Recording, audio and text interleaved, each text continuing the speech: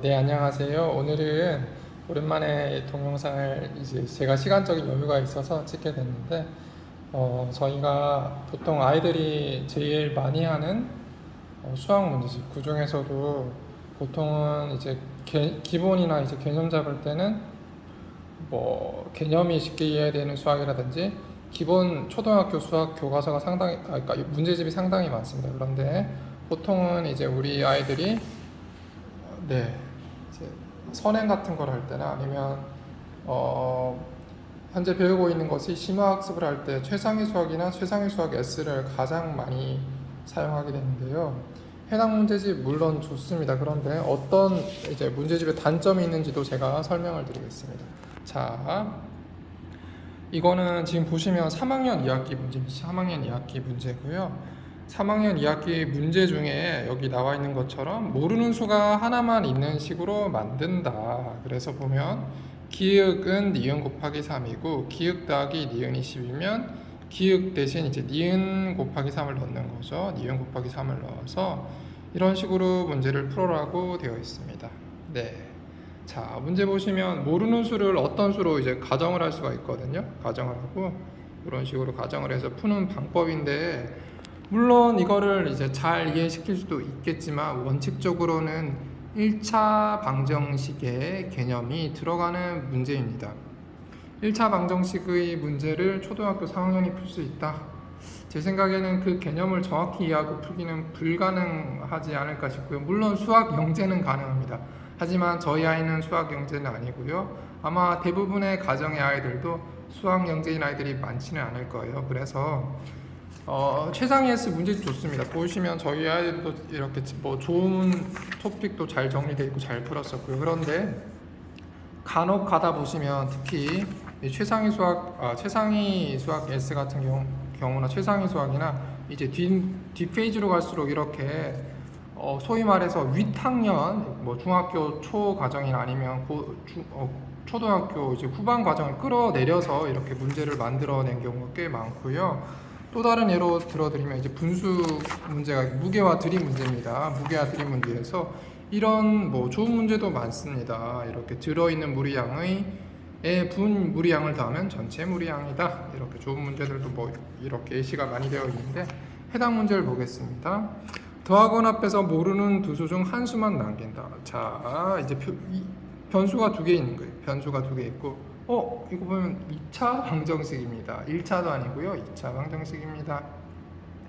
그래서 모르는 수가 두 개나 있는 문제를 이제 변수를 이용해서 푸는 거예요. 자, 이렇게 중학교 과정이죠. 소위 말해 정확하게 말씀드리면, 네, 이거를 초등학교 3학년 문제집에 나와 있습니다. 그런데 어떤 부모님들은 이거를 가정학습이나 학원 수업도 마찬가지, 학원 수업 하면서 얘네들 막 가르쳐요. 가르치는데 아이들이 이거를 받아들였을 때 이해를 하고 넘어갈까요? 아니면 단순 문제 푸는 방법만 외울까요? 대충 학원에서는 일부 따라가는 애들은 아마 문제 푸는 방법만 외울 것 같고요. 집에서 가정학습을 하는 애들은 아마 부모님이 이제 아이들을 잡겠죠. 야, 너 이거 이렇게 해서 이렇게 하면 되잖아. 이렇게 나와 있는 대로 풀면 되는데 그대로 하면 되는데 왜 못 풀어? 당연히 못 풉니다. 왜냐하면 아니 이 방정식 개념을 현재 수학 진도 3학년 진도에서는 이해할 수가 없어요. 물론 이해하는 영재는 매우 극히 드물게 있겠지만 제 생각엔 거의 없다고 보시면 되고, 그래서 최상위 수학 S는 문제집은 괜찮은데 이렇게 말도 안 되는 선행이 들어가 있는 문제가 들어 있어요. 근데 이렇게 문제를 만들 수밖에 없는 이유가, 저도 이제 대학교에서 뭐 시험을 내거나 그렇지만 이런 이제 것들은 문제 뱅크를 여러 개 가지고 있고 이 수학 문제집 회사에서 그거를 그냥 끌어다 쓰는 거예요. 끌어다 쓰는데 이런 개념들은 이제 윗 학년이라든지 그런 거에서 끌어다 쓰겠죠. 좀 어려운 문제 분량을 채워야 되니까. 그래도 문제집 이렇게 두툼해야 되잖아요. 그렇기 때문에 이거는 잘못된 문제다. 이런 것들은 이제 학습을 하실 때, 가정학습을 할 때 과감히 빼고 넘어가시면 됩니다. 절대 이 문제 가지고 아이들한테 주입해봤자 이해하기도 어려울 뿐더러 아이들이 수학에 대한 오히려 좌절감만 느끼게 됩니다. 그래서 이런 문제들이 최상위 수학 S에는 간혹씩 있다. 그 다음 문제 한번 볼까요? 전체의 물의 양은 들어간 물에서 나가는 물의 뺀 양이다. 자, 물론 이 문제 풀 수 있습니다. 그런데 자세히 보시면 1분의 몇 리터. 소위 말해서 어떻게 보면 속도의 개념이 나오는 거예요. 요거 제가 3학년 1학기 문제집에서 속도의 개념이 나오는 최상위 수학 문제를 발견했는데, 속도의 개념은 어떻게 보면 물리의 개념이고 거의 뭐 중학교 후반이라든지 아니면 고등학교 초반에 정확한 개념을 이해할 수 있는데, 과연 아이들이 이걸 이해할 수 있을까요? 물론 할 수 있습니다. 외워서 풀 수 있겠죠. 그런데 그게 수학의 중요한 가르침이 아니잖아요. 저희가 아이들이랑 수학을 하는 이유는 수학을 어떻게 하면 개념을 잘 이해해서 그거를 확장하게 가르치는 게 가장 큰 목적인데, 자, 학원에 보내놓읍시다. 학원에 보내놓으면 이거 선생님이 분명히 말씀해 줄게. 야, 이거 이런 식으로 풀면 돼 하고, 애들은 이 나머지 문제, 네 문제 예제 있죠? 요거 그대로 문제 푸는 방법들을 풀 거예요. 하지만 다음에 비슷한 문제가 나오면 애들이 풀 수 있다? 전혀 못 풀 겁니다. 왜냐하면 문제 자체 푸는 방법을 이해를 하지 못했어요. 그래서 이런 상위 개념이 나올 때는 제 생각에는 그냥 넘기시면 됩니다. 아우, 다른 애들 이거 다 풀 텐데 못 풉니다. 그냥 편하게 가정학습하실 때 넘기면 돼요. 그래서 저는 꽤 넘긴 문제들이 많습니다. 이런 거 보면요, 아예 이렇게 뭐 비어 있는 문제도 있어요. 보시면 뭐 저희 3학년 아이 개념한테 이런 수열 같은 개념이 잘 이해가 될까요? 뭐 연속하는 자연수는 일씩 커진다, 이 개념은 이해되겠지만, 네모라고 잡았을 때 네모 더하기 1, 네모 더하기 2, 네모 더하기 3, 소위 말하는 1차 방정식입니다. 방정식에 수열까지 개념이 들어갔죠. 이해하기 상당히 어렵다. 자, 연속하는 세 자연수를 네모 빼기 1, 네모 더하기 1이라고 하면 중학교 1학년도 이거 개념 잘 못 이해하는 애들 있을 겁니다. 그래서 이런 개념들은 저는 풀지 않았어요. 왜냐하면 풀 이유가 없죠. 애들이 이해 못할 뿐더러 굳이 풀어서 애들한테 도움되지도 않을 것 같아요. 그래서 최상위 수학 S는 이제 에 대해서 말씀드리면, 자, 최상위 수학 S는 좋은 문제집입니다. 좋은 문제집인 건 확실하고요.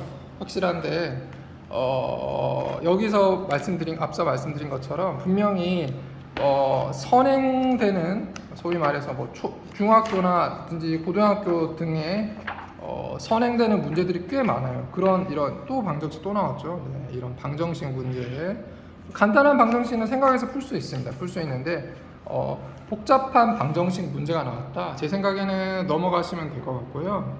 그래서 상위권 교재라고 여기도 나와 있지만, 최상위 S나 최상위 같은 문제를 풀 때는 부모님께서 가르칠 때 이런 소위 말한 너무 앞서간 선행 문제가 나왔다, 과감히 넘기시면 되고, 그 문제는 부모님께서 미리 한번 확인하시고 안 풀게 하시면 될 것 같고요. 그러면 우리 아이들이 교재를 잘 활용하면서 문제를 풀 수가 있을 것 같습니다.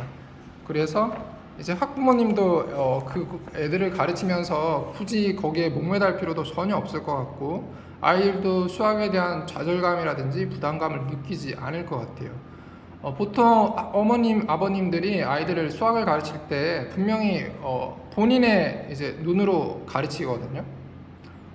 이거 방정식 쉬운 거 아니야? 왜 모르지? 이렇게 하시는데, 거꾸로 초등학교로 돌아가 보시면 아마 방정식이 잘 이해가 안 될 것 같고요. 그래서 그런 점들을 잘 확인하셔서 애들을 가르치면 될 것 같습니다. 오늘은 선행학습 문제에 잘 많이 쓰이는 최상위 수학 S의 이런 단점에 대해서 확인해 봤고요. 이런 점을 잘 고려하셔서 아이들을 가르치면 좋을 것 같습니다. 시청해 주셔서 감사합니다.